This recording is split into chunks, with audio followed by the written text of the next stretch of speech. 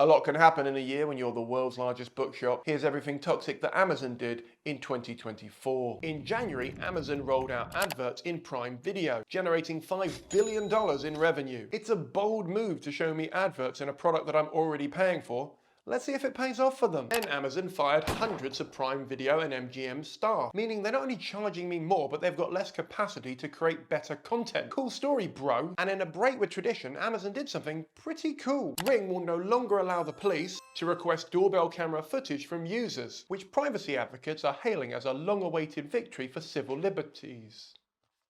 Oh, wait. So they've gotten rid of the feature which allows them to get the footage directly through the neighborhood app, but law enforcement can still get the footage directly from Jeff's little bookshop if they ask nicely. And finally, in Aren't the Consequences of My Actions Coming to Bite Me on the Arse news, Amazon Logistics in France was fined 32 million euros, approximately 3% of their annual revenue, for implementing an intrusive employee monitoring scheme. Meanwhile, in America, workers in the US have the freedom to be worked into the ground by Amazon. Amazon's monitoring system scans staff in real time to see how quickly or how slowly they would complete certain tasks. It also asks them to justify their toilet breaks. Where have we seen this before? It feels really familiar. Amazon violated the EU's GDPR rules by obtaining personal information. So it's not actually the monitoring that was the problem, but the data that the monitoring produced. It's like getting Al Capone for tax evasion. I mean, sure, it's a win, but it very much overlooks the actual problem. And in unrelated news, the first humanoid robot factory is about to open, so that'll be fun. Finally, Jeff said you can never be proud of being handsome, beautiful, smart, or tall, because those are gifts. You didn't do anything to achieve them. You can only be proud of your choices, because those are the things you were acting on. You know,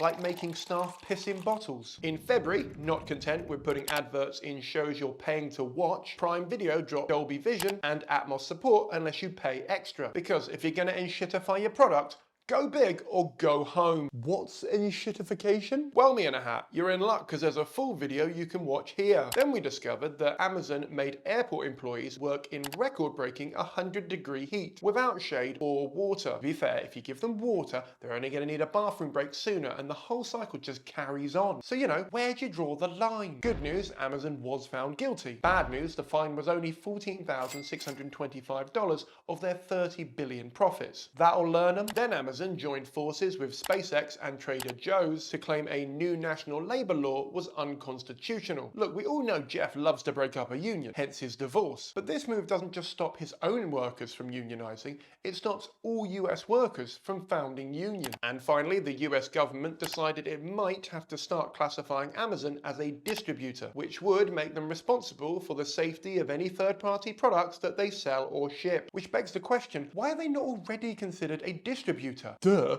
because all Amazon does is take your product to their fulfillment center so it can be processed through their system. And then when they get an order, they use their staff, their packaging, and their mail systems to take it to your customer.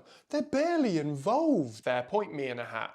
What was I thinking? In March, despite a booming economy and record profits, we discovered Amazon, Google, Microsoft, and other companies not relevant to this video had laid off 42,000 members of staff since the start of the year. In unconnected news, Amazon said they're going to be spending $1 billion on startups that combine AI with robots, as well as humanoid robot manufacturers like Figure AI. I'll just leave that there. In about goddamn time news, Amazon lobbyists were banned from the European Parliament over workers' rights. Don't worry, I'm sure they'll just continue to lobby outside in the summer months. Target then launched its own version of Amazon Prime, completely ignoring the fact that people want fewer subscriptions, not more of them. Also, whoever came up with the name Target Circle 360 needs to be fired ASAP Rocky. It should have been Bullseye or nothing. In April, Amazon ditched their Just Walk Out checkouts at their grocery stores as we discovered they're not run by AI, but instead they're powered by thousands of low-paid Indian workers. These people are known as ghost workers, and much like Santa, they know when you've been shopping and they know what you want to buy next. But look, don't let me burst your futuristic bubble. Amazon now owns over 750,000 robots, which have replaced over 100,000 human workers. Be careful there, Jeff. If you carry on like this, you'll no longer be the world's second largest private employer. And we all know how much you'd like to be the biggest. Then the FTC accused Amazon executives of destroying potential evidence by using apps like Signal. The TLDR is the FTC have accused Amazon of hiking up the prices on their website using an algorithm known as Project Nessie.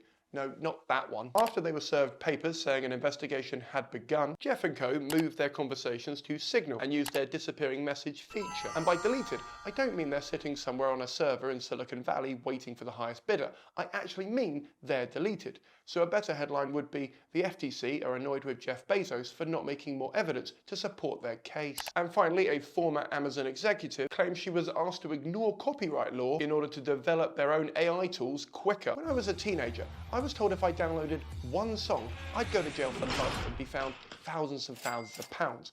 Here we are, 20 years later, and big tech are walking around as if there are no laws, as if downloading copyrighted content to train their AI bots, even though their own AI policies say they don't do that, is A-OK. I mean, you wouldn't download an internet now, would you? In May, Prime Video said you should get ready for adverts when you pause your shows. To which we all said, get ready for us to unsubscribe. They also plan to charge you for Alexa because of all the new AI functionality. You know, AI functionality we didn't ask for and can't opt out from. Let me be the first to say that my kitchen timer doesn't need a subscription plan. Then Bezos quietly entered the residential mortgage business, offering Amazon subprime loans. To round off the month, an Amazon delivery driver left a package outside a house that was on fire and didn't ring 911. Before we hate on this guy, remember, they're not given enough time to piss, so why would he have enough time to ring the fire services? If he did have enough time to go to the toilet, he could have pissed on the fire and put it out. In June, Amazon was fined $5.9 million for over 59,000 violations of California's labor laws, which is about $100 per violation. I guess Jeff got a bulk buy discount. Then a whistleblower claimed Amazon violated UK sanctions by selling facial recognition technology to Russia. Now, we've yet to have an update on this story, but personally, I'd believe a whistleblower over Amazon's PR team any day. Next, Bezos cashed out over $4 billion in Amazon stock and then moved to Florida to avoid paying taxes. To be fair, how's he going to become a trillionaire if he has to pay taxes? You've got to think these things through, guys. In related news, warehouse workers got bored of waiting for Amazon to pay for the injuries they got while on the job and started to crowdfund their healthcare on GoFundMe. I'll just leave that there. And finally, Amazon announced their plans to launch a discount store to fend off Temu and Shein, and it'll be called Amazon Subprime. In July, Amazon started to enforce its new office hour rules and targets and tried to clamp down on coffee badging. Coffee badging is where an employee clocks in, gets a free coffee, and then goes home, so they've fulfilled their minimum office time. It turns out if you manage people by metrics, those people will work to those metrics. Who knew? In response, Amazon threatened to take away the free coffee machine in a move that was so petty even I couldn't get behind it. In completely unrelated news, Amazon was accused of violating labor laws against women, you know, approximately 50% of their workforce. In short, staff were told they're only going to get a minute to change their pads or tampons, which I'm reliably informed is not enough time. Shockingly, I've never changed a tampon. I've got no idea. But a PR spokesperson for Amazon said, look, we don't give our drivers enough time to pee, so if anything, women should be grateful for that minute because it costs us about $1 million. Okay, I'm paraphrasing, but you get the gist of the story. Either way, this is bullshit, period. Then a judge told Amazon they must comply with America's agency's pregnancy bias probe. So they don't like it when you have a period and they show bias against you when you're pregnant. I'm Ron Burgundy.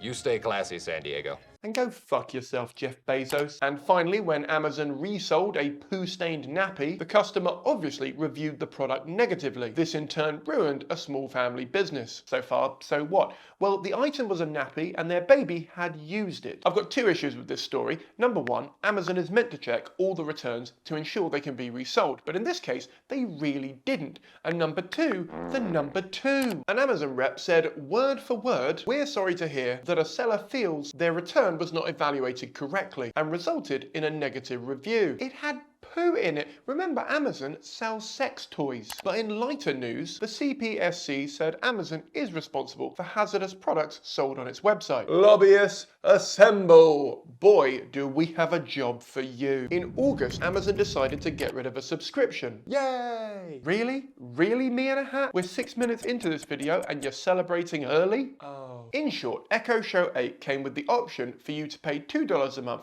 to have a slideshow of your loved ones appear on the screen. It turns out that's not enough for their shareholders, and now these devices will show ads. But in potentially good news, Amazon may be legally responsible for recalling dangerous products on its site. If you listen really closely, you can hear every dropshipper crying. And finally, the big boss at Amazon Games says AI is not taking away any actors' jobs because their games don't have any acting in, which is not the flex you think it is. Amazon Games. We've all heard of Amazon Games, the production company known for such hits as,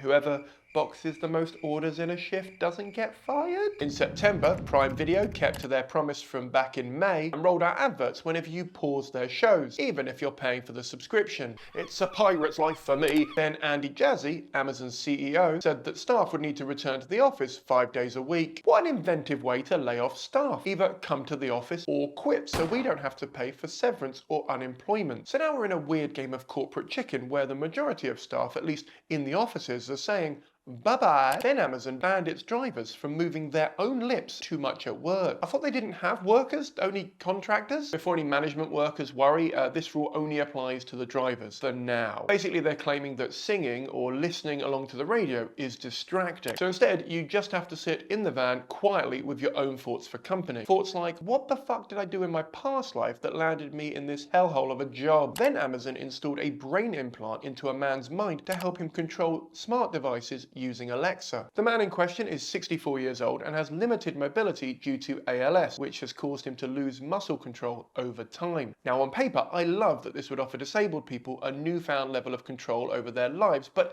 I can't help but think that this is step one of their plan to put ads into our mind. And I'm aware of how much I'm starting to sound like Alex Jones. In good-ish news, Amazon paid £18.7 million in corporation tax in the UK. Yay! It was the first time they've paid corporation tax since 2020. Fuck's sake! In October, the boss of Amazon Cloud Computing said that employees who are unhappy with the mandatory 5 days in the office can leave. The irony of making your cloud computing department come to the office. It would be like if Toyota banned personal cars and made everyone take the bus. Then Amazon workers shared the gifts the company got them for pulling a 15-hour shift over Prime Day. It was basically a bag of sweets consisting of a starburst for being a superstar, extra gum for working extra hard, and a gobstopper for both being a sucker and stopping you talking to your union rep. Next, the Washington Post, which Bezos owns, said it won't endorse either election candidate for the first time since the 1980s. This led to 250,000 people cancelling their subscription. That's about 8% of their readership. And democracy died just a little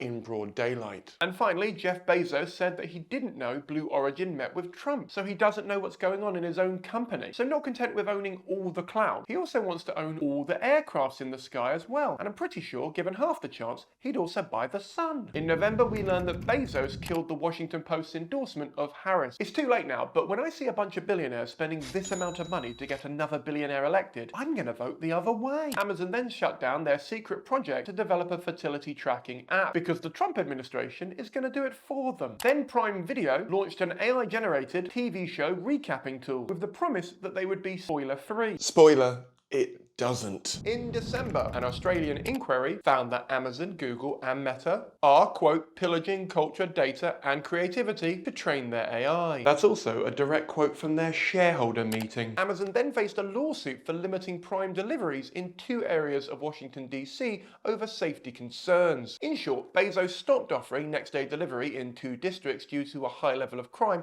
but continued to charge customers the top price. This service is now called Prime Suspect. Also, taking money for a service and then not providing that service is fraud. Who does he think he is? The American healthcare system? Then Jeff's neighbours said he acts like he owns the elite neighbourhood he lives in. To be fair, he could. That doesn't mean he can be an arsehole about it, but he currently owns 5 of the 20 homes in that gated neighbourhood. And finally, Jeff believes his space company, Blue Origin, will be bigger than his $2 trillion bookshop. So if you missed out on investing in Amazon back in the 90s because you were busy in kindergarten or something, now's your chance to help make the Bezos family that little bit richer. Thank you so much for watching. I really hope you enjoyed the video. If you want to watch everything toxic that Google and Meta did this year, the links are currently on the screen. Don't forget to subscribe, and I'll see you all in 2025.